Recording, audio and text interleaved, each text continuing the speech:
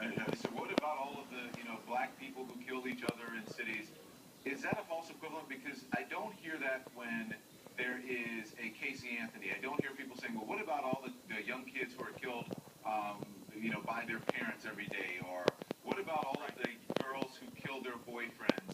Why don't you hear that comparison, but in this case you hear comparisons like that? Well, because it's a very deliberate deflection, not only offered earlier today on the program by Newt Gingrich, but it's offered by white folks. Whenever racism comes up, they'll say, well, what about this black person who did this horrible thing or this horrible thing? That's not a rebuttal. That's like saying when you were a kid and you broke a window playing baseball and your mom caught you and got mad at you and you said, well, Billy was throwing the ball too. Mama didn't care about Billy. Mama would say, in my case, something along the lines of, if Billy threw himself from a bridge, would you follow him in the manner of a damn fool? So the reality is you don't deflect the issue. Are there violent crimes committed by black folks against black folks every day? Absolutely, and we ought to deal with that as a real and serious social problem. But that doesn't change the racial elements underlying this case and the national reaction to this case with which we still need to grapple.